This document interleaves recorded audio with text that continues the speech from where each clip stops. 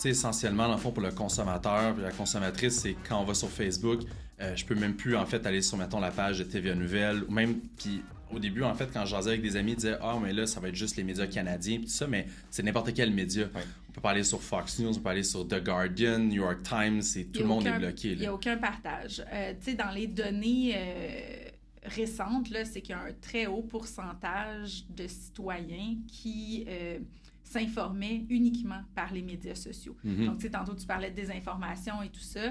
Tu sais, à très, très court terme, on ne voit pas tout de suite la différence, mais c'est sûr que quand on pense, tu sais, cet été, avec tous les feux de forêt qui se sont passés, ben c'est sûr que les gens, quand ils voulaient partager des nouvelles dans leur propre région ou dans leur propre village ou ville, ben là, se sont retrouvés vraiment face à un mur en n'étant même pas capables de partager les dernières nouvelles, de dire le feu approche, il faut évacuer ou des trucs comme ça.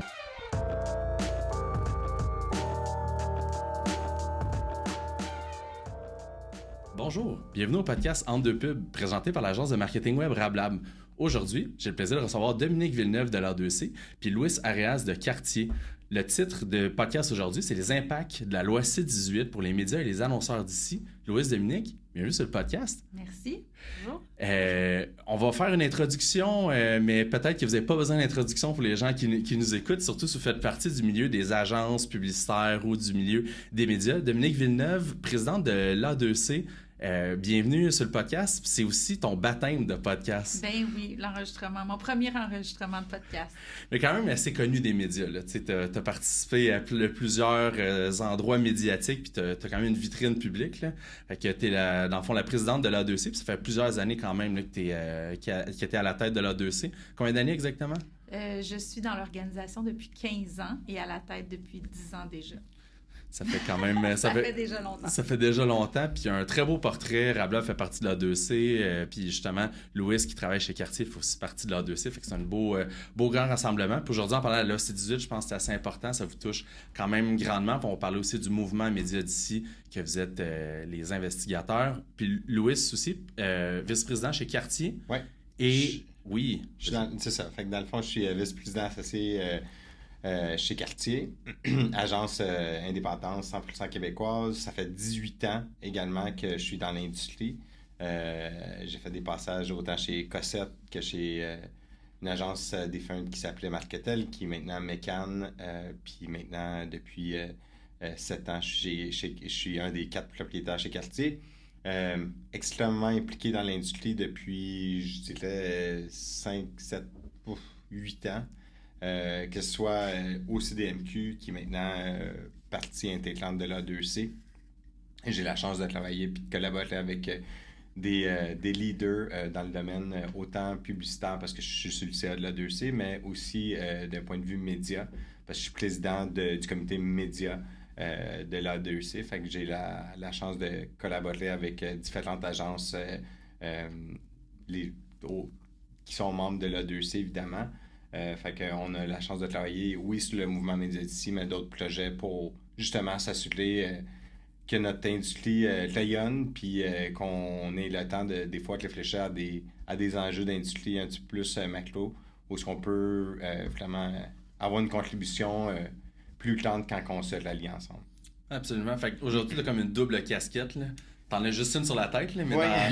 dans ton discours, tu as 2 casquettes. Là, donc, président du comité des directeurs médias de l'A2C, puis associé vice-président chez Cartier. D'ailleurs aussi, c'est ton baptême de podcast. Oui, c'est mon baptême de casquette. Fait que je fais un double baptême. J'en parlais tantôt, j'ai une triple casquette aussi, c'est l'individu, parce que je pense qu'on parle d'industrie, mais quelque part, c'est un thème qui touche tout le monde, qui touche notre société. Fait que il y a le côté citoyen aussi qui est invité autour du mic. Oui, absolument. Puis, tu sais, justement, on va embarquer dans le vif du sujet, on va en parler, la loi C-18, puis je pense que chacun des citoyens doit être plus conscient des enjeux. Puis c'est un peu pour ça qu'on organise le podcast, pour voir qu'est-ce qui s'est passé, comment on a fait pour se rendre là. Puis surtout, en fait, ça va être quoi l'avenir avec ça, puis un peu ce que les termes anglophones, les downsides qui vont arriver. Puis moi aussi, là, je suis très concerné comme individu, là. on va en parler tantôt, la désinformation, puis les problèmes déjà que les plateformes ont à faire comment je pourrais dire, de garder du bon contenu dessus, du contenu qui est bon contenu journalistique, là, que va en être dans le futur. Alors, sans plus tarder, Dominique, Louis, vous voulez peut-être ouvrir la table, là, parler de justement la loi C-18, en quoi ça consiste, comment on s'est rendu là, puis peut-être nous faire les grandes lignes. Oui, si on reprend un petit peu de recul, ça fait quand même des années que l'écosystème média souffre présentement. Évidemment, il y a tout l'avènement du numérique, le changement de paradigme, là, si on recule des dernières années. La loi C-18, le projet de loi C-18, en fait, a été adopté en juin dernier, en 2023. Puis ça se veut, dans le fond, un projet de loi avec l'objectif de réglementer les intermédiaires de nouvelles numériques. Donc, ça vise pour les nouvelles en ligne principalement, afin de renforcer l'équité sur le marché canadien des nouvelles numériques, puis contribuer évidemment à la vitalité de l'écosystème média, notamment pour les nouvelles plus spécifiquement. Puis là, bon, le projet de loi a été adopté, mais là, il reste tout le cadre réglementaire. Puis là, ils sont en train de travailler présentement sur ce cadre réglementaire-là.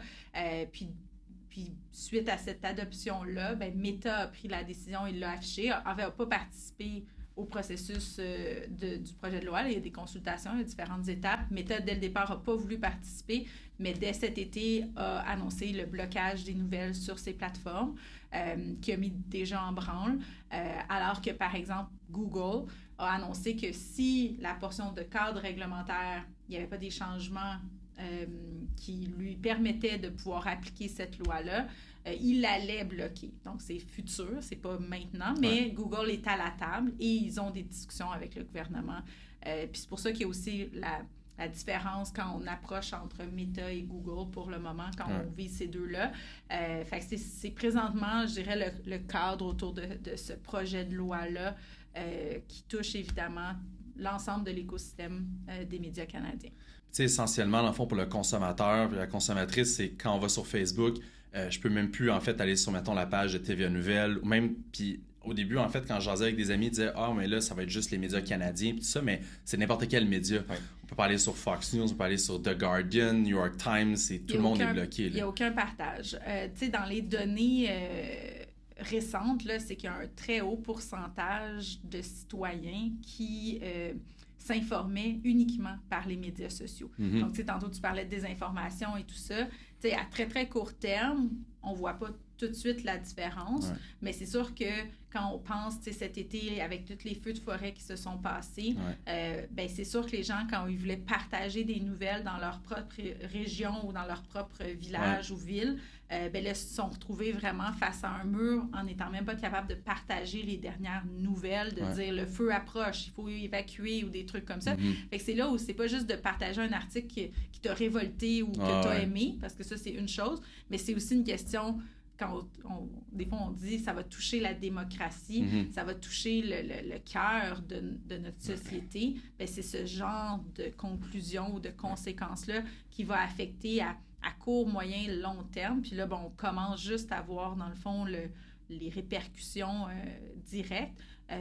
Mais c'est sûr que ça a un impact sur le consommateur ou sur le citoyen qui, lui, il voit quelque chose d'intéressant, il ne peut plus le partager. Là. C'est impossible de le faire. Puis c'est sûr que ça devient comme utilisateur de cette plateforme-là.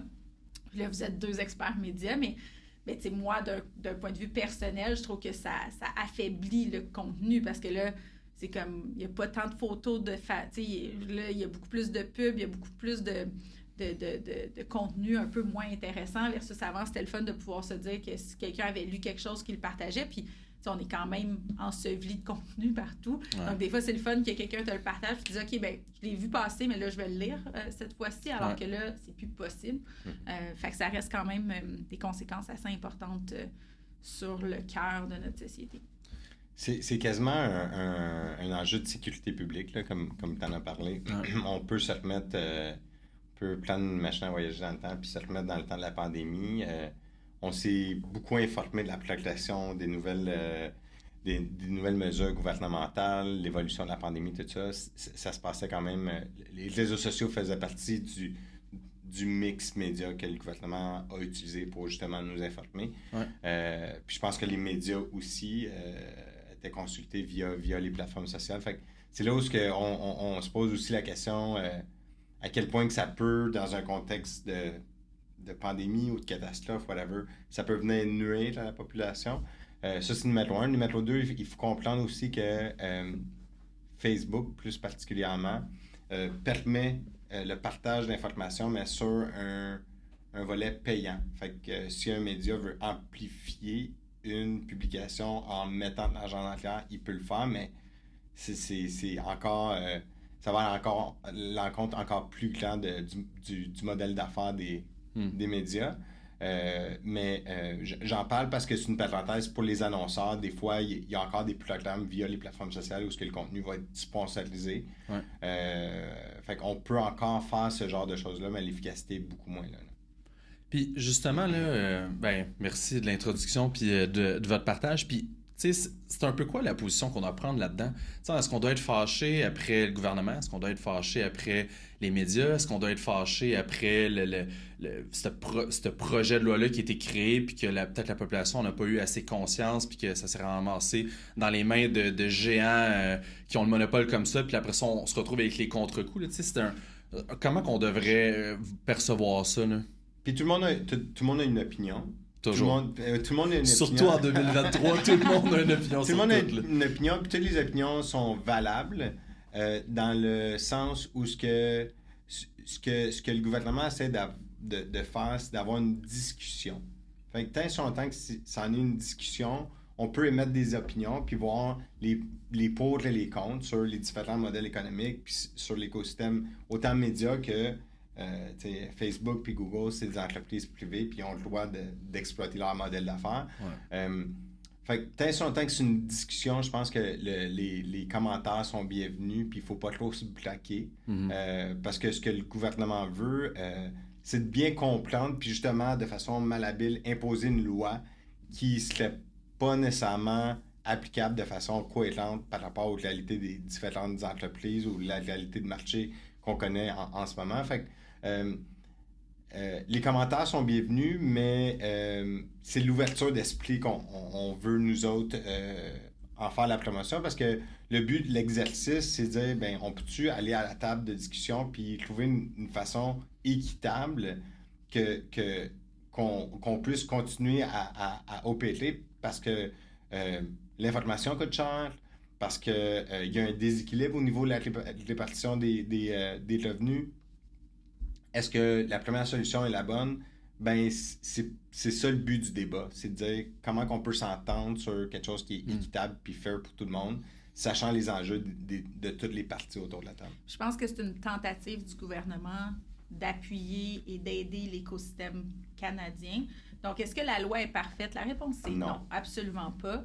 Est-ce que c'est nécessaire que le gouvernement se mêle de ça? Mon avis personnel, c'est oui, dans le sens où ce qu'on veut préserver en ce moment, c'est la santé de l'écosystème média canadien. Est-ce que c'est nécessaire dans une société d'avoir des médias? Puis on parle beaucoup des nouvelles, mais pour moi, c'est aussi culturel au niveau du divertissement, 100%, notamment au Québec, parce qu'on a un star system fort, on a des émissions, c'est au-delà pour moi des nouvelles, mais ce projet de loi-là vise les nouvelles, mais pour moi, l'écosystème canadien, est-ce qu'on veut garder ça en santé?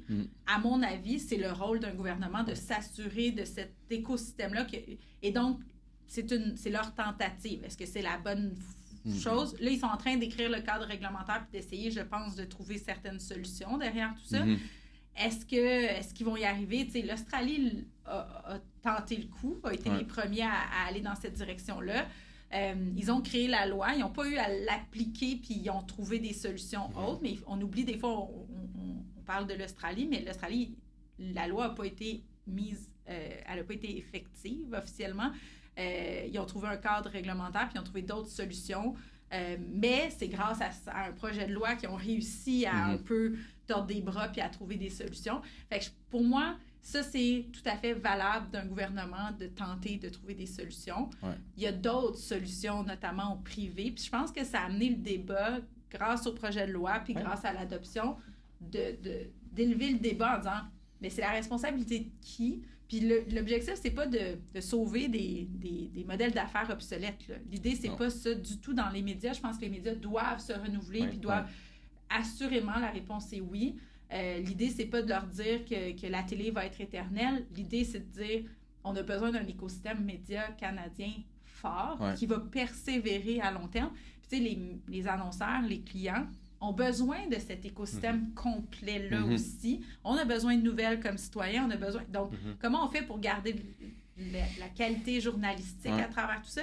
Fait que je pense que c'est ça, ce débat-là, en tout cas que moi, j'apprécie au minimum, c'est qu'on a élevé le débat à dire bien, c'est important pour tout le monde? Si c'est oui, bien, comment on s'y prend? Là, après, on peut évidemment débattre de la bonne solution qui est mise en place et tout ça, mais je pense qu'on a, au cours de l'été, réussi à tout le moins à sensibiliser des entreprises, des organisations publiques à dire mais il faut tous se soucier de la situation, puis pas juste d'un point de vue de budget marketing, mais d'un point de vue citoyen, Fait que je pense que ça amène quand même une réflexion intéressante sur notre lien avec les médias, puis l'importance de ces médias-là dans notre écosystème global. Puis on est arrivé au bout de la pensée magique aussi. Là. Le problème ne va pas se résoudre tout seul.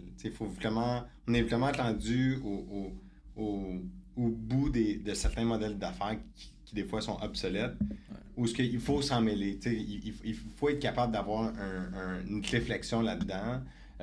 Puis c'est ça qui est important. C'est de s'intéresser au sujet, puis d'être capable de dire, ben si on continue comme ça, on a plus à perdre. Puis si on s'en mêle pas, ben les choses vont pas s'améliorer. Ouais, c'est clair. Mais justement, là, dans tout ce que tu mentionnais, Dominique, là, je m'excuse, je reviens à ce que Dominique a mentionné tantôt. Tu sais, l'Australie ont proposé en fait une loi qui a été, en fait, somewhat approuvée 2 semaines après. Bon, ils ont revert back, puis ils se sont arrangés avec Meta et avec Google. Puis quand j'ai regardé un peu ça, j'ai regardé la loi C18, je me suis comme renseigné là-dessus, je parlais avec des gens qui sont dans le milieu des médias. Ce que je me suis rendu compte aussi, c'est qu'il y avait moins de gens qui étaient alentour de la table de discussion en Australie. Est-ce que vous trouvez aussi que c'est peut-être un problème qu'on a ici? Parce que, dans le fond, si tu regardes en Australie, pour les quelques dizaines de millions de personnes qui le sont, il y a peut-être 3 ou 4 grands groupes médias qui réunissent plus de 80%, mettons, du conglomérat médiatique. Puis ici, on parle de peut-être plus 8 à 9, là, si on prend là, coast to coast, là, d'un bout à l'autre, là, des maritimes jusqu'à Vancouver. Puis après ça, tous les sous-médias qui sont en dessous. Puis la réalité, quand j'ai regardé un peu qu'est-ce qu'ils ont fait en Australie, c'est qu'ils ont fait un genre de aggregated CPM en disant, ben tu sais, on va créer une cagnotte que Facebook va être capable de verser qui représente des gens qui contribueraient de façon, bon, un peu sur le modèle publicitaire là, que les annonceurs on a. Puis ce qui est arrivé, c'est que les grands groupes ont dit, ben on va se mettre du côté du gouvernement, puis on va accepter quelque chose, puis après ça, tout le monde va accepter ça. Mais nous, de notre côté, j'ai l'impression que, vu qu'il y a beaucoup d'opinions divergentes, vu qu'il y a beaucoup aussi de grands groupes médias, puis beaucoup de sous-groupes médias, tout le monde avait des opinions divergentes. Tout le monde s'est dit, ouais, mais là, moi, je suis du média spécialisé, je veux un coût plus élevé. OK, moi, je suis média plus de masse, je vais prendre un CPM plus bas. Fait que, est-ce que ça aussi qui a joué la taille de notre industrie? Parce qu'on est une moins grande population, ou en fait, ou à peu près égale, là, je me souviens pas, là, peut-être à quelques millions près, là, mais on a une plus grande diversité de médias, là, puis c'est difficile quand même d'asseoir tout le monde autour de la table. Là. Mais sont en train présentement de faire ce travail-là. Ouais. Pour moi, avec l'information que je possède présentement, parce que c'est quand même en vase clos, là, on n'a pas accès à l'information. Pour moi, je ne pourrais pas commenter sur est-ce que c'est trop. On va probablement le savoir d'ici la fin novembre, début décembre, parce que la loi va être effective en décembre, à la fin décembre.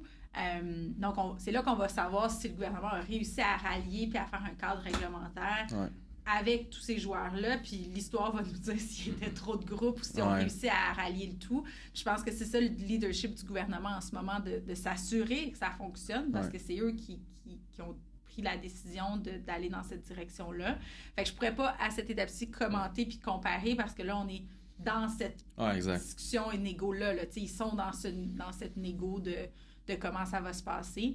Puis c'est sûr que dans chaque négo, là, peu importe le type de négociation, il y a un bras de fer de faire des menaces pour que ça leur coûte moins cher. L'objectif, c'est ça. Puis l'autre élément très différenciateur entre l'Australie et nous, c'est que nous, on est collés sur les États-Unis. Puis c'est ça aussi qu'en ce moment, l'Australie est assez loin, puis ça fait quand même encore quelques années. Ça a pris du temps là, avant que ça s'en vienne en Europe puis que ça s'en vienne au Canada.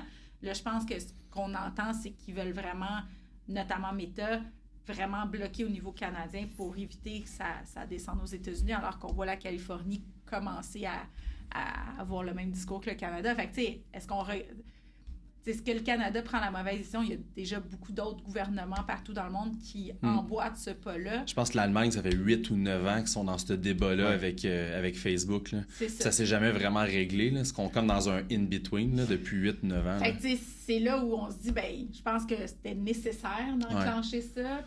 Puis là, l'idée, c'est de trouver des solutions. Est-ce qu'on va réussir à les trouver en ayant nos amis des États-Unis, nos Américains en bas de nous? Ça va être un peu là que... Il y a différents, il y a différents facteurs qui font que le débat, on compare des pommes avec des oranges un peu. Là. Oui, la position géographique, le fait qu'on partage une frontière avec les États-Unis. C'est sûr que nous autres, on devient un cas de figure pour le reste. C'est sûr. Fait qu'il y a une énorme pression sur le cas du Canada, numéro 1. Numéro 2, c'est la langue. On a quand même 2 langues à défendre, qui rend le tout encore beaucoup plus complexe. Nous autres, au-delà d'être 40 millions, je pense qu'on est rendu 40 millions au Canada ou pas loin. Oui, pas loin, entre 30 à 40. Là. 30 à 40 millions, mais au-delà de ça, on est beaucoup moins à supporter un écosystème fermé au niveau québécois. Fait que ça, c'est encore plus difficile. Il y a le volet géographique aussi. C'est un méchant territoire à couvrir, puis il se passe vraiment des choses différentes en la Gaspésie puis Montréal, juste d'un point de vue météo, d'un point de vue qualité économique, sociale. C'est complètement différent. Fait que c'est un grand territoire à couvrir. Il y a de leur côté, du côté des GAFAM, je pense que ça joue en leur faveur. Il y a toute l'intelligence artificielle qui a été développée par rapport à ce qui existait auparavant. C'est sûr que ça vient mettre beaucoup de pression sur le futur, le futur du journalisme. C'est quoi qui va arriver? Fait que il y a un plat de fer là aussi. Parce qu'on voit déjà les GAFAM essayer de collecter de la nouvelle en fonction de certains outils d'intelligence artificielle. Fait qu'il y a cette menace-là. Puis l'autre aspect, il ne faut pas oublier que Google, Facebook mènent d'autres batailles légales immenses aux États-Unis. Au niveau de l'âge minimum, au niveau des restrictions, par rapport, pas juste d'un point de vue de la distribution au niveau des médias, mais également, il y a tout le volet monopolistique qui est en train d'être débattu aux États-Unis. C'est les États-Unis contre Google. Il y a une grosse poursuite là. La curation de contenu aussi. La curation de contenu. Fait que, c'est des contextes complètement différents. Puis je pense que il y a aussi ce risque-là de dire, si on concède un petit peu de territoire, est-ce que ça va donner de la vélocité à d'autres cas ou est-ce que ça va faire de nous autres une cible beaucoup plus affaiblie? Fait il y a tout ça qui est en trame de fond qui fait que le débat vient à un moment assez particulier dans l'histoire, je pense, médiatique. Absolument. Puis, tu sais, justement, là, j'ai l'impression que aussi les grands groupes du GAFAM se sont appropriés cette espèce de transparence-là, puis d'être l'espèce de porte-parole de l'individu ou du consommateur depuis justement les élections de Donald Trump, qu'on a vu beaucoup de désinformation. Puis Facebook, à partir de cette journée-là, dit « Bon, ben là, maintenant, on peut pas acheter une scène de publicité sur Facebook sans savoir qui est l'annonceur, de où il provient, puis tout ça. » Puis après ça a comme tout lancé ce débat-là sur le genre de le data privacy, puis la transparence. Puis on dirait que tous les sujets qui englobent ça sont comme attrapés là-dedans. Là. Puis là, justement, t'as, ben là, avec les médias, est-ce que je vais avoir le droit de publier des nouvelles à travers la loi? Parce que il y a des exemples, je voyais l'autre jour sur un groupe média, là, un groupe Facebook média, le sac de chips de Journal de Montréal sont capables de publier, mais pas le Journal de Montréal. Parce que le sac de chips, leur tag de page, c'est pas Local News Media. C'est comme, je pense c'est Fun, Entertainment, quelque chose dans ce genre-là. Fait que tu sais, ça cause tout un problème de, si je suis je suis pas un groupe média, je me crée une page Facebook, puis je crée de la désinformation, puis que je paye pour mettre de la désinformation, ben là, je vais être capable, parce que Facebook est rendu sur un modèle de pay-to-play. Tu mets pas l'argent, tu veux essayer de grossir organiquement, c'est rendu presque impossible. Fait que c'est ça aussi, ce que je trouve qui est difficile, c'est que Tu sais, t'as Apple qui ont frappé très fort dans la transparence puis dans le App Transparency, qui ont développé des systèmes iOS de plus en plus protégés. Mais de l'autre côté, ils se donnent un full access au iPhone quand tu achètes le nouveau iPhone. Ils créent leur Apple News. Dans le fond, c'est que chacun des GAFAM crée son propre écosystème individuel, dans le fond. Puis ils se disent, bon, ben, avant, tout le monde se parlait, puis c'est un peu le Far West, là, c'est, ben là, tout le monde se parle plus. Puis là, individuellement, tu sais, Facebook va peut-être lui dire, bon, ben, si personne veut faire de nouvelles puis adhérer selon nos politiques, ben, on va se faire nos propres nouvelles. Puis là, ça va être curated by Facebook, puis ça va être ton local feed qu'eux vont... Fait que, tu sais, ça crée tout un... C'est un danger pour la culture canadienne. Les autres sont basés sur des marchés globaux. Fait que c'est sûr quand la nouvelle dans le nord du Québec ou en Gaspésie... ça va passer tout droit, là. Ça va passer tout droit. Je pense que c'est une question de représentativité qui est un énorme enjeu. Accès à l'information, c'est un énorme enjeu. Fait que... pour revenir à ton point au niveau des élections américaines, je trouve que tranquillement, pas vite, il y a aussi des failles de leur côté au niveau de leur modèle d'affaires qui est de plus en plus apparent. Ils ont énormément de pression. De plus en plus de monde disent que tout ce qui est autant engin de recherche, qui est la source de revenus la plus importante pour Google, est en train de disparaître avec toute l'intelligence artificielle, comment que eux autres se bâtissent de ça. Fait que, comme je dis, il y a une conjoncture qui fait que leur modèle d'affaires est challengé. Fait que de laisser aller un modèle d'affaires qui fonctionne maintenant, ça se fait de se retrouver dans une position extrêmement délicate. Je dis pas qu'ils font pitié, mais ils se posent énormément de questions sur c'est quoi le futur au niveau des sources de revenus. Puis oui, c'est un défi. Puis je pense pas que eux autres, ils doivent se tourner les pouces. Puis ça doit pas être un long fleuve tranquille du GAFAM non plus. Là. Ouais, on le voit juste là, quand ChatGPT a apparu novembre 2022. Un mois plus tard, Google ont sorti un projet spécial, ils ont pompé des centaines de millions de dollars là-dedans.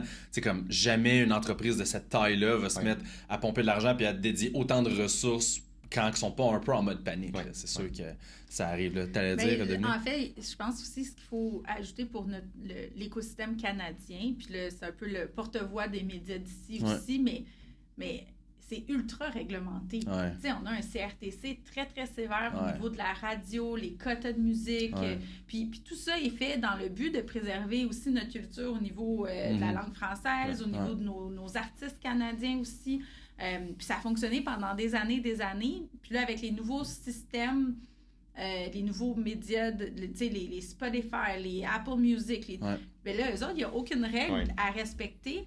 Mais l'autre média, lui, il peut pas faire ce qu'il veut. Il joue sur le même terrain de jeu au niveau publicitaire, mais avec des règles hyper strictes à respecter. Donc, il peut pas rejoindre le consommateur de la même façon parce qu'il peut pas...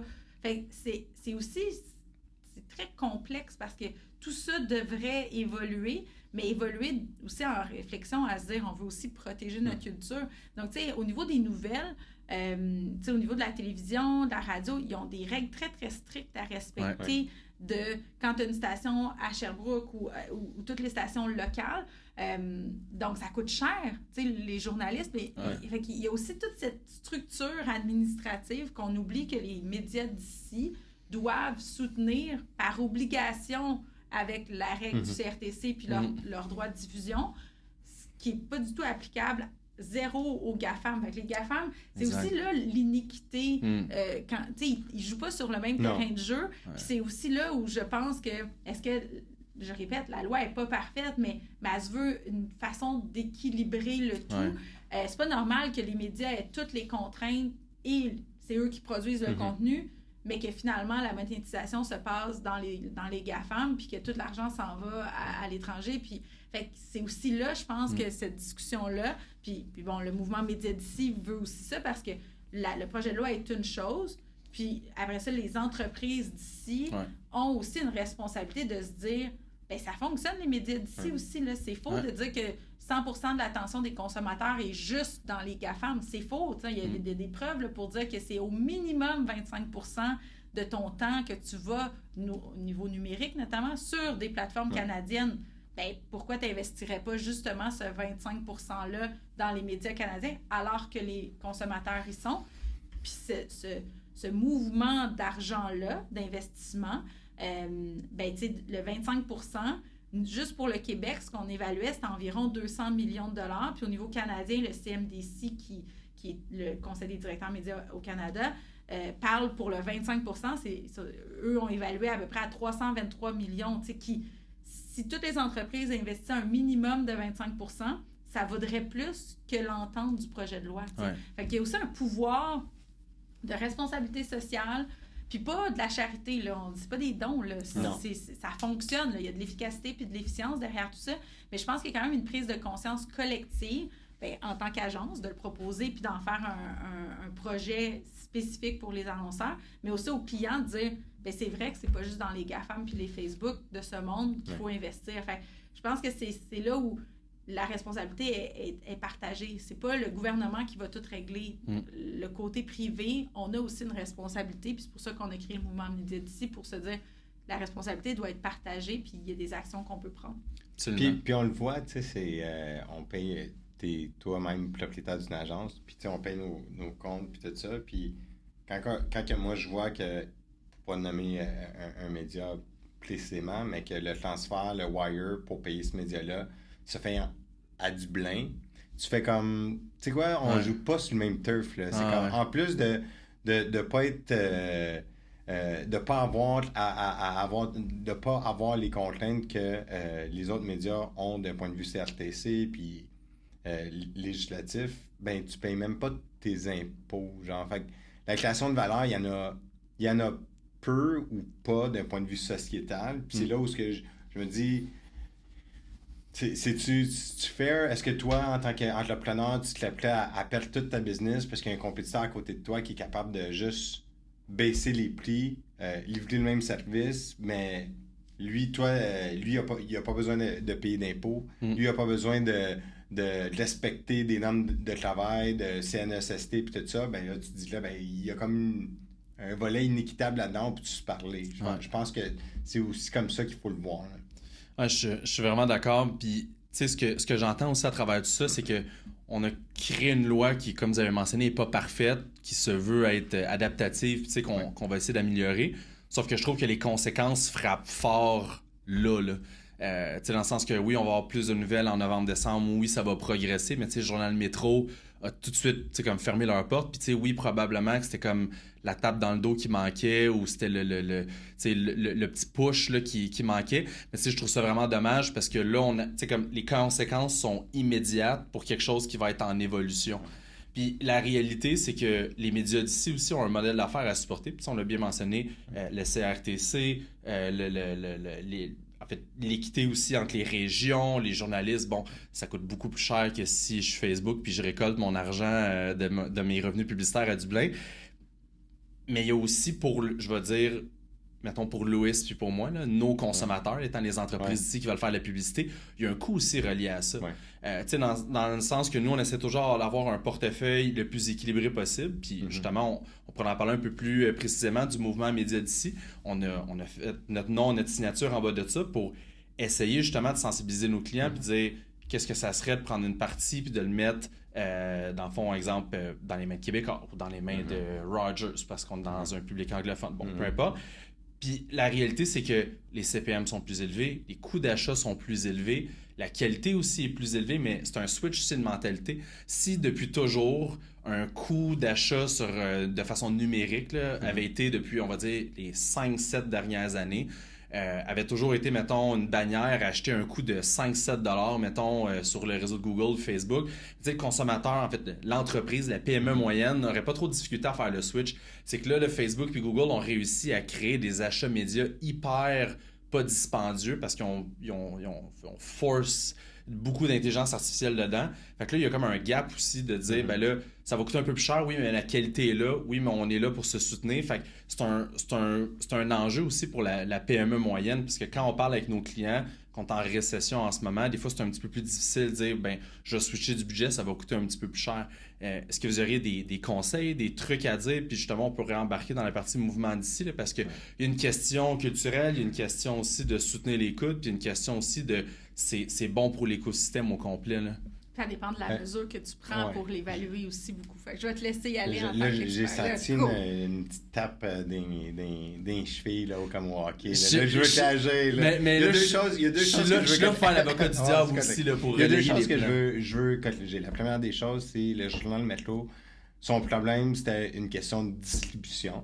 Okay. C'est ça qui a fait mal au journal Metro. C'est tout le côté plus... la nouvelle réglementation de la Ville de Montréal qui a tué le journal Metro. C'est à 90% ça. Ouais. Par la suite, il y a eu comme une mauvaise adaptation au niveau du modèle, au niveau de OK, ben si je suis plus distribué, c'est quoi mon rôle d'un point de vue information? Fait que le village numérique a pris un petit peu plus de temps, mais même s'il n'y avait pas eu de loi C-18, je pense que le journal Metro était en difficulté. Là. Fait que ça, c'est la première des choses. Fait que faut pas mélanger ça. C'est important parce que je trouve que des fois, on fait du sensationnalisme avec... Ah, c'est vrai. Puis tout le monde s'est pris les nouvelles en disant à cause du gouvernement, le journal Métro a fermé. Là. Fait que ça, c'est la première des choses. C'est réglé. C'est réglé. Deuxième des choses, c'est au niveau de la mesure. Puis, ce qui est important, c'est... moi, je considère que... des choses qui fonctionnent hyper bien puis sont hyper efficaces qu'on va pas remplacer. Je pense à trouver une alternative au search. C'est pas vrai. Il n'y en a pas d'alternative au search. C'est un produit efficace, performant, il est tout seul. Même que les États-Unis, ils disent qu'ils prennent trop de place parce qu'ils ont le monopole au niveau des engins de recherche aux États-Unis. Ça, c'est un autre débat, tu pourras m'inviter pour ce podcast-là. Mais par contre, au niveau de l'efficacité, il y a un volet fast-food qui a été créé parce qu'on ne le mesure pas de la même façon. 100%. Si tu intègres des logiciels qui sont capables de valider le taux de complétion, le taux de visibilité, le click fraud, la réceptivité. La réceptivité. Si tu intègres tout ça, il y a beaucoup de formats que les médias locaux sont plus performants à un prix égal ou voire moindre que des GAFAM. C'est là où je pense que nous autres, notre responsabilité en tant qu'industrie, c'est d'éduquer les clients puis de dire... Puis je pense que c'est ça la difficulté du mouvement, c'est d'être capable de convaincre les annonceurs de dire... Avant, on regardait ABC. Là, j'aimerais juste, je vais mettre des filtres qui va faire que je vais être capable de mieux comparer. Parce qu'en plus, les GAFAM offrent leurs propres outils de mesure. Fait être capable de sortir ça de leur main, puis être capable d'avoir une tierce partie qui va vraiment faire une bonne mesure là-dessus, puis d'avoir une vue équitable sur l'ensemble de formats publicitaires comme la vidéo. Le coût par vue complété ou le coût par vue vue. Puis quand on parle de vue, c'est 100% des pixels pour au moins 1 à 2 secondes à chacune des agences de le valider puis de mettre ses... Mais on s'est souvent accroché sur ce qui était plus performant, basé sur des métriques qui n'étaient pas nécessairement les meilleures. Fait que je pense qu'il y a une éducation à faire au niveau des annonceurs. Plug qui s'en vient. On fait une formation. On est en train je travaille avec des collègues, Denis Carchambault, notre plug, Maxime Corriveau et Elisabeth Henry de chez Adviso. On travaille sur une formation, un plan de formation pour justement mettre de l'avant la mesure, c'est quoi les médias locaux, être capable d'avoir une base un petit peu plus homogène de la part de toutes les agences membres pour être capable d'avoir des discussions de fond avec nos clients. Fait qu'on est en train de faire cette formation-là qu'on va annoncer à Immédiat, deuxième plug, qui est le 31 octobre. Venez voir ça. Mais le but, c'est de dire, en tant qu'industrie, on peut-tu éduquer, puis on peut-tu arrêter de dire que c'est vraiment 7$ du coup par 1000. Mettons, j'enlève tout l'inventaire qui est pas bon. Peut-être qu'il est plus que ça, le 7$ du coup par 1000. Nous autres, on l'a fait. On l'a fait pour plusieurs de nos clients. Des clients clubs comme Omnicom aussi l'ont fait. Cossette l'a fait. Puis on voit de l'efficacité. Que ce soit en vidéo, il y a des formats qui performent beaucoup mieux. Puis c'est ça qu'on veut. On veut pas nécessairement faire une passe à palette en perdant l'efficacité aux médias locaux. Ce qu'on veut, c'est être capable de leur donner leur fair share en fonction des habitudes de consommation média puis leur performance en tant que média. Puis c'est ça qu'on veut amener comme débat auprès des annonceurs. Là. Fait que pour moi, c'est important de... C'est pas un mouvement nationaliste pour les médias locaux, mais c'est un mouvement de... On est allé avec la facilité. Je pense qu'il y a ça aussi. Je pense que là où on demande un petit peu plus de travail auprès des médias locaux, c'est d'améliorer l'accessibilité à leur plateforme. Pourquoi qu'on fait moins de médias locaux? C'est compliqué. Il y a souvent de l'échange humain à humain versus les autres plateformes. Tout se fait en ligne. Il y a un volet transactionnel super efficace. Les outils de ciblage sont super performants. La donnée que tu peux ajouter au niveau des auditoires, c'est super facile à faire. Fait que, de point de vue UX, c'est beaucoup plus agréable et facile de maîtriser comme plateforme que la boîte noire des médias locaux, que tu appelles quelqu'un, tu reçois un IO, puis là, tu fais des suivis avec ton club, puis peut-être ça a bien livré. Fait que là, on travaille énormément là-dessus, mais il y en a des moyens. Puis on prend ce 200 millions de dollars-là qu'on veut shifter pour rendre nos médias locaux puis notre écosystème plus performant. Puis ça va au-delà du média. On veut des partenaires technologiques locaux qui rendent nos médias plus performants.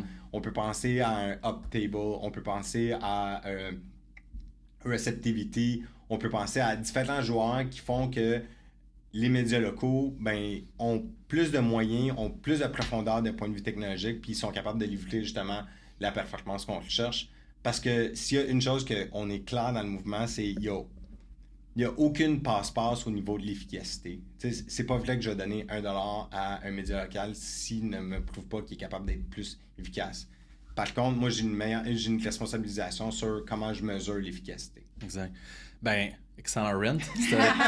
C'était très, très bon. Mais en passant, je te le disais parce que c'est le ressenti de tous les événements, les gens avec qui je parle, puis les PME qui sont soucieuses de ça. Je suis content que tu me l'aies dit, mais c'est plus pour convaincre aussi les auditeurs parce que c'est souvent ce que j'entends. Puis ce qu'on entend aussi de nos clients qui sont habitués depuis des années, Google à travers AdSense, à travers leur réseau aussi publicitaire plus premium avec DV360, qui ont aussi leur environnement de programmatique garantie sur des sites spécifiques.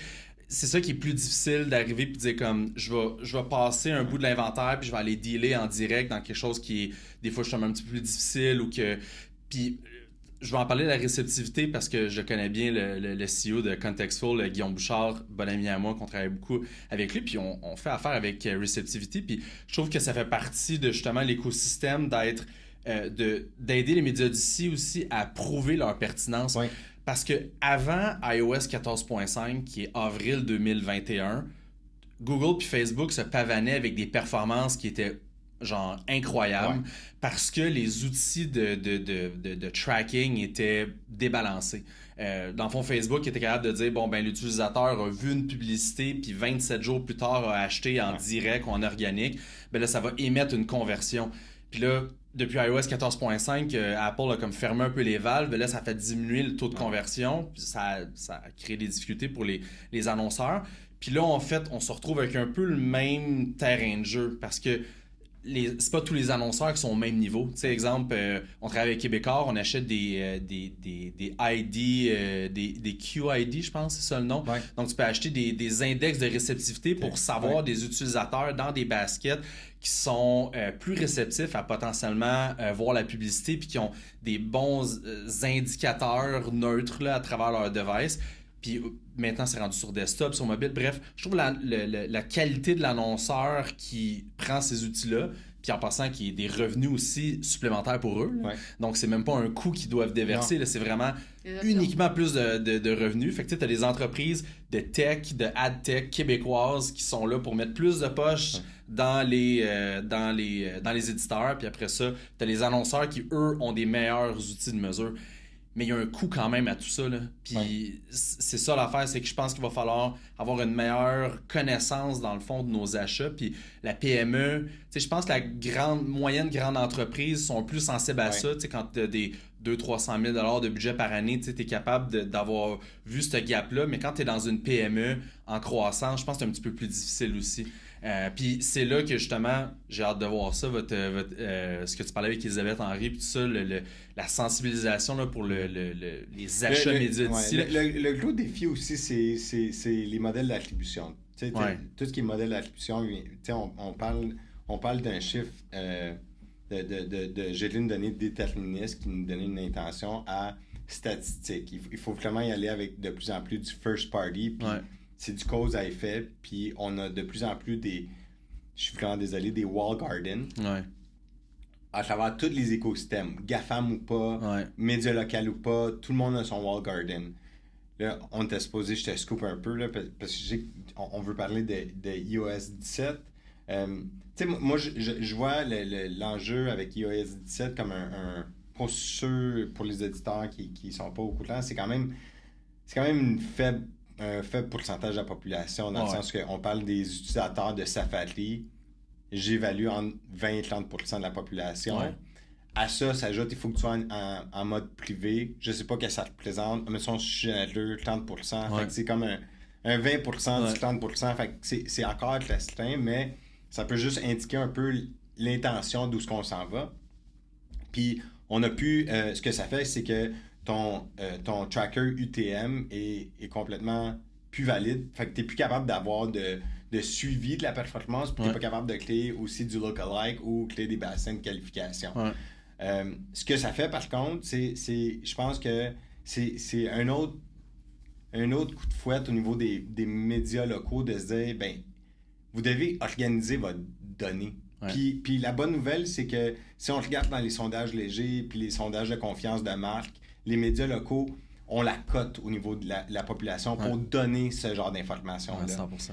Fait que si moi j'ai acheté de la donnée basée sur la navigation ou basée sur du consentement via email ou d'un média local versus un Facebook, je sais que ma donnée propriétaire de média local risque d'être meilleure que celle d'un média comme Facebook. Combien de personnes n'ont pas un compte Facebook bidon? Même en agence, on va avoir 2-3 comptes Facebook pour faire opérer nos campagnes. Fait que c'est un paquet d'adresses qui valent pas grand-chose. Versus quand tu lis la presse, ben, tu donnes ton adresse qui t'intéresse, puis tu t'es intéressé de recevoir les emails, puis des fois des pop-up, des affaires comme ça. Fait que la qualité de la donnée propriétaire est meilleure. Là, le défi, c'est comme à quelle vitesse ils sont capables d'organiser leurs données, monétiser leurs données.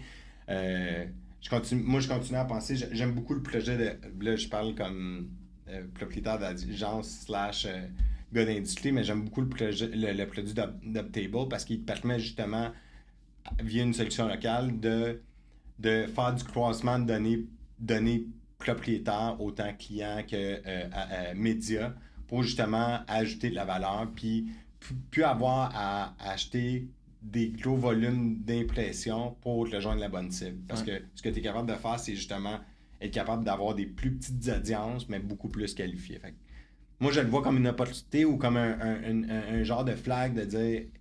Est-ce que vous êtes bien organisé? Est-ce que vous avez un bon data lake? Est-ce que vous avez votre structure, votre CRM? Est-ce que c'est bien attaché tous ensemble? Puis est-ce que vous êtes capable de la monétiser pour vos annonceurs? Fait que moi, je le vois comme une bonne nouvelle si tu es capable de prendre le commentaire puis d'en faire quelque chose de constructif avec. Mais je te rejoins quand même, Jean-Philippe, sur la question des plus petites PME quand tu as des budgets plus restreints. Puis en passant, c'est le gros volume au Canada. C'est le gros volume. C'est ça. Mais c'est aussi, là, on parle de gens qui ont des agences médias, qui travaillent avec des professionnels médias. C'est sûr que quand tu es bien entouré, ben, tu réussis à trouver des opportunités puis des solutions. C'est sûr que le client, la PME qui est tout seul puis qui va essayer qui va vouloir un peu s'organiser tout seul ou avoir un professionnel, soit à la pige ou quelque chose comme ça, ben c'est sûr que le média local n'est pas très accessible. Puis là, il y a des produits comme Pub M32 qui essaient d'aller rejoindre cette PME-là. Mais je pense que c'est pour ça qu'il faut aussi en parler. Exact, pour essayer 100%. quand on fait des plugs là, de Uptable, puis Receptivity, puis de M32, mais c'est aussi parce que c'est quand même des compagnies qui travaille fort à trouver des solutions. Puis à rendre ça sexy puis attrayant. À essayer quelque chose pour, on va se le rappeler, un petit marché aussi québécois. Bon, là, dans leur cas, ça vient d'ici, mais ça peut s'étendre à travers le monde. Là, mais fait qu'il y a tout ça, je pense qu'il faut en parler. Puis, oui, des fois, quand on dit « c'est plus compliqué », c'est comme si ça ajoutait des barrières, mais je pense qu'il y a quand même des solutions qui commencent à émerger, qui sont moins compliquées qu'il y a 2 ans, qu'il y a 3 ans. Puis je pense que le retour sur l'investissement, quand on parle de mesures des médias québécois ou canadiens, il y a vraiment de la recherche. Là, puis là, j'ai des recherches devant moi, là, mais de Dentsu, Cossette, Touché, il y a plein d'études qui le prouvent au niveau de l'attention. Là, on n'a pas beaucoup parlé de brand safety, mais c'est un enjeu majeur pour les annonceurs. Et les médias canadiens, c'est prouvé de différentes façons qu'ils sont beaucoup plus sécuritaires. Tu parlais des fake news et tout ça, mais il y a tellement de données par rapport à où tu te retrouves. Si tu te retrouves sur la presse, ta bannière, ou si tu te retrouves sur un site un peu bidon, ou c'est de l'information moyennement bien de la qualité journalistique, bien, c'est sûr que ton auditoire, c'est pas la même chose de regarder ta pub sur un Radio-Canada ou d'un site web que tu connais pas trop le contenu. Fait que pour moi, c'est là aussi où je pense que les agences, en tout cas, moi, je lève mon chapeau à plusieurs agences A2C. Il y en a que ça fait très, très, très longtemps, mais on en voit encore qui font des changements internes sur comment approcher les clients, comment en parler. Il y a une portion éducation, sensibilisation qui est super importante. Puis oui, ça demande de changer des choses. Puis des fois, c'est un peu inconfortable au départ parce que tu es habitué de le faire, puis ça allait donc bien, là, on peut-tu continuer? Non, on va changer ça. Puis je pense que c'est le propre de notre industrie de changer, là, tu sais. Fait que je pense que c'est notre rôle de l'initier puis de l'enclencher. Puis tu sais, si on se reparle dans 6 mois, on pourrait avoir la même conversation, les mêmes questions, puis on poussera encore plus loin parce que, tu sais, on n'a pas parlé de développement durable, mais tu sais, il y a beaucoup d'entreprises dans leur rapport d'impact qui essaient d'avoir des impacts, alors qu'on le voit aussi que les médias d'ici ont une beaucoup plus grande incidence. En fait... beaucoup plus petite empreinte au niveau écologique. Donc, tu sais, il y a d'autres arguments au-delà de ça. Fait que des fois, on cherche des solutions sur l'empreinte carbone des entreprises.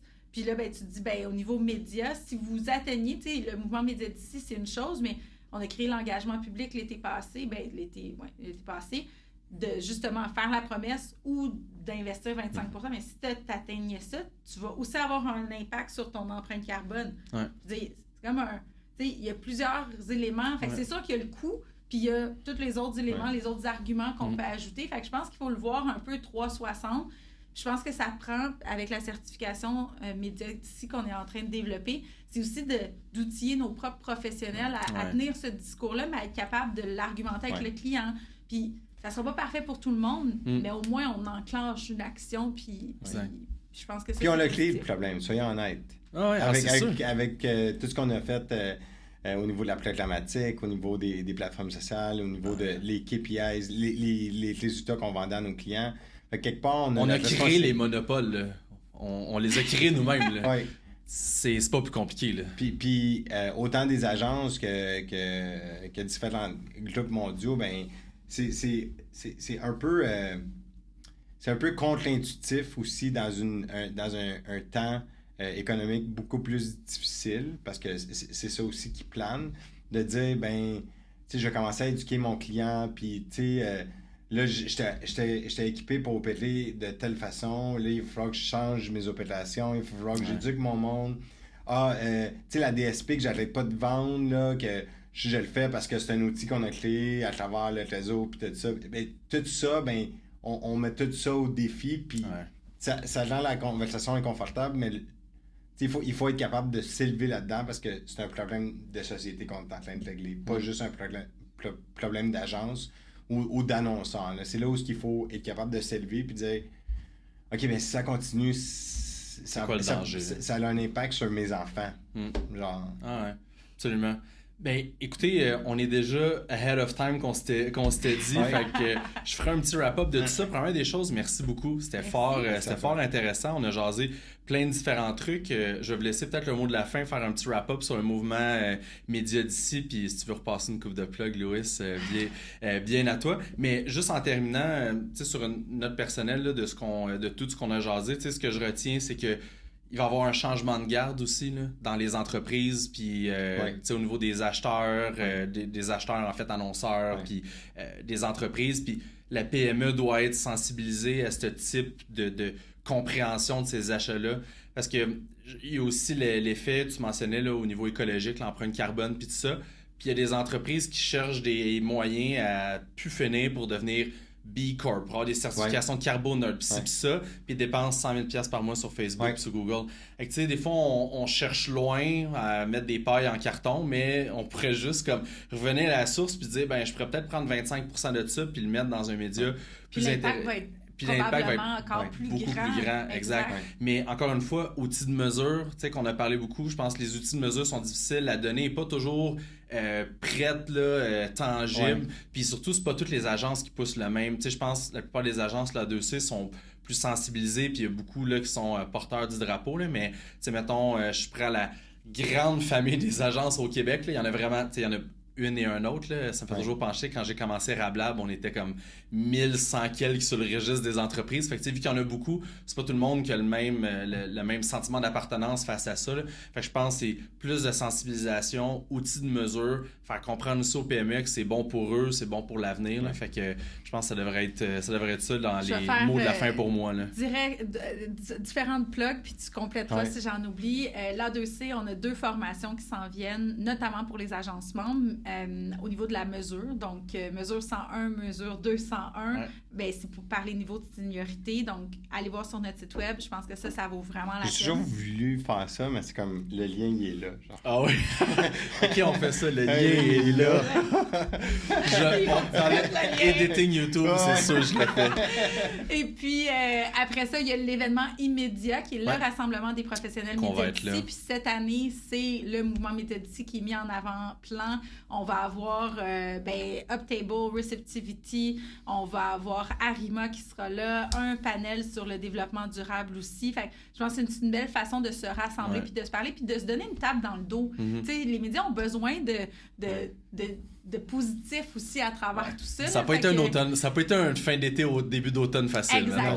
Mais je pense que de se voir, on est un petit écosystème, mais je pense que c'est important de se regrouper puis de se voir puis de se parler. Fait que ça a lieu le 31 octobre. Sera lancée la certification média d'ici. Fait que l'annonce va suivre le 31 octobre. Cool.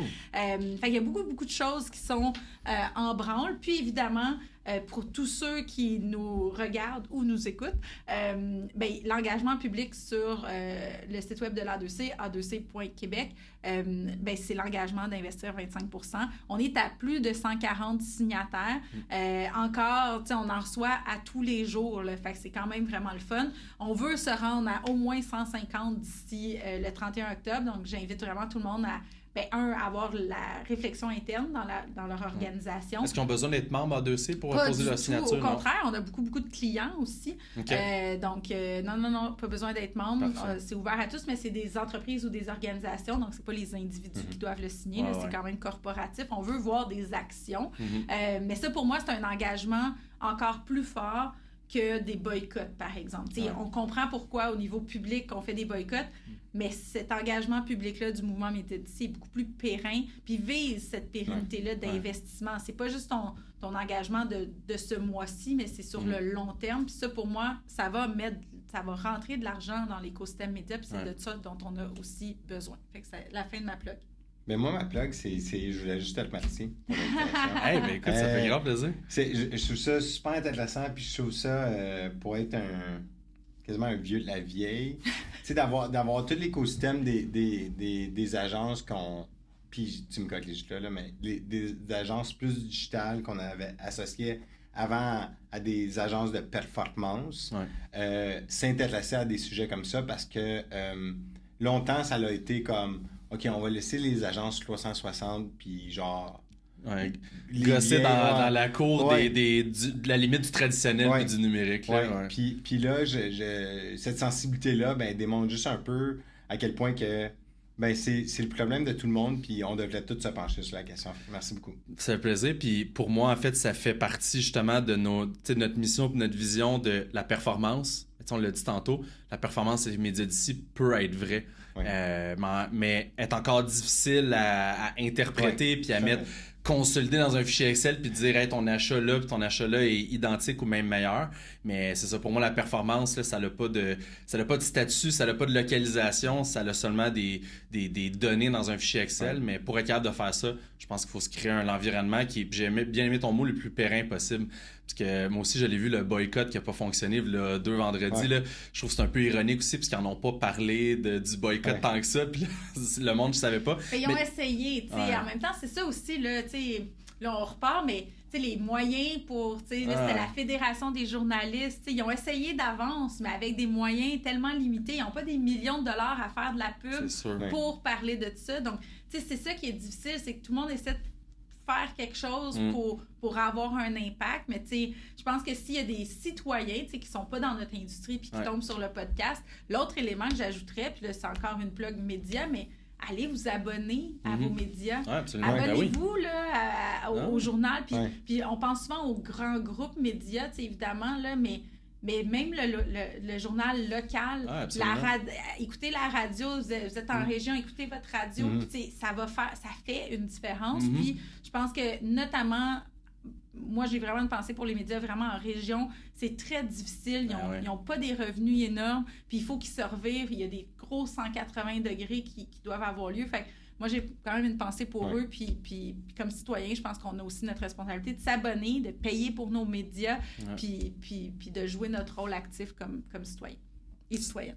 100%. Ben écoute, c'est ce qui met fin à notre podcast Entre deux pubs, présenté par l'agence de marketing web Rablab. Dominique Villeneuve de l'A2C, merci beaucoup. Merci. Louis Arias de Cartier et aussi de l'A2C, directeur média de l'A2C. Merci beaucoup d'avoir été là, bien apprécié de ta présence.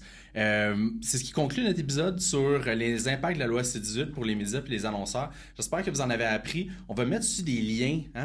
Tantôt on s'est dit les liens juste ici. On va mettre ça, on va mettre les liens des formations, les liens pour iMedia, on va mettre les liens des différents endroits. Je pense que c'est important. On va avoir aussi une infolette qui va sortir, qu'on va pouvoir publier. On va avoir également un article de blog qui va tout digest, tout ce qu'on a jasé aujourd'hui, qu'on va pouvoir publier. Puis je crois qu'il y a aussi Louis, là, une personne de son équipe, a reach out là, pour qu'on fasse une espèce de publication massive. On va essayer de faire un peu de bruit avec ça. Je pense que on va participer. Vous êtes bien. On n'a pas passé 1 heure ensemble pour rien. Fait que je vous remercie beaucoup à vous deux, puis on se dit à une prochaine. Merci beaucoup. Bye bye.